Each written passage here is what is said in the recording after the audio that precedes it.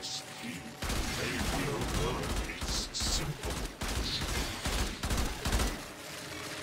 We cannot blame these creatures.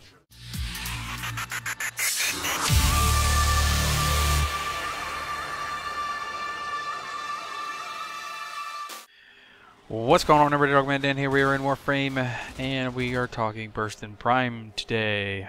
Finally got this one all set up the way I like it. It may not suit everybody, I'll just tell you that up front, and everybody has their own little style. Things can change, so feel free to comment and talk about it below. But I'm going to show you everything that I've got set up on this weapon, and hopefully you enjoy everything that's going on in the background. That's some tier 4 runs. Obviously you saw Vor already. So yeah, it's fun. I definitely like this weapon. This is one of my 2 favorite burst weapons in the game. So basic stats on this bad boy. So we have a 11.7 impact, 11.7 puncture, slightly higher 15.6 slash. Accuracy is decent at 25. Fire rate is nice at 10. There's not much in critical here. It's a 1.5 multiplier times 5%. Nice status chance start off here at 15%. Magazine of 45. It's a reload of 2 that can hurt you in some instances, and it's a burst trigger. Okay, so this weapon, this is how I ended up setting this one up. It is 3 forma. I could go 4 if I want to max out 1 card in here, but for now it's 3 forma, and I'm happy with it just as it is. It fits perfectly. Impact and puncture 88.9 for both. Slash is 118.6. I put a blast in here, which is a 444.6. A corrosive at 355.7. Accuracy is down to 15.6. Fire rate is still 10. Critical I did not touch. My status chance bumps all the way up to 64.5%, making this thing beautiful with the armor reduction and knockdown from the blast and corrosive. A still 45 magazine, still 2.0 reload, and a nice conclave rating of 351 for people who want to know. Okay, so here's what we did. We got a serration in there, maxed out serration, 165% damage increase in a V slotted polarity. This really brings up our base.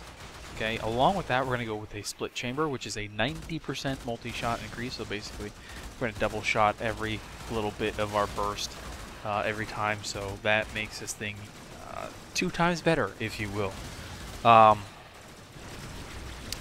Along with that, I actually ended up going with a heavy caliber. Now, this one is just 2 points below max rank, and this is the one that I'm talking about. If I were to go ahead and put a 4th forma in, and if I could ever get that thing fully ranked up, that would be awesome, and I don't think it would hurt me too bad. Now, the accuracy loss on this does make the Burston Prime not as great at distant shots as it was in the beginning before I put it on, but it's nothing too horrible. You can still get some great rounds in. The burst is close enough that for the most part you can still hip shot it, if you will, snapshot it. I don't really know how to say it.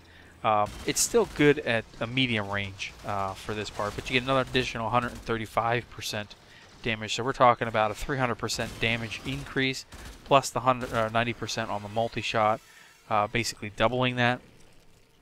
And that's where this thing just becomes that much better.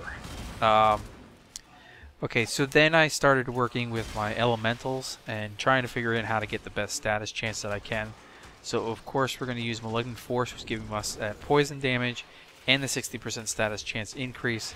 And we're going to combine that in this case with the high voltage, giving me electrical damage and the status chance increase to 60%. And that gives me my corrosive build in here. And then I go ahead and I put thermite rounds in for the 60% status chance and fire damage. And along with that, I've got a max cryo rounds to give me my blast. This is just my personal choice preference on the elements. You can swap them around. You can go radiation viral. You can put magnetic and gas. It's all just a matter of swapping the cards to your taste, to whatever your basic taste is. And it's nice to have all 4 elements on here to be able to quickly snap around that if you choose.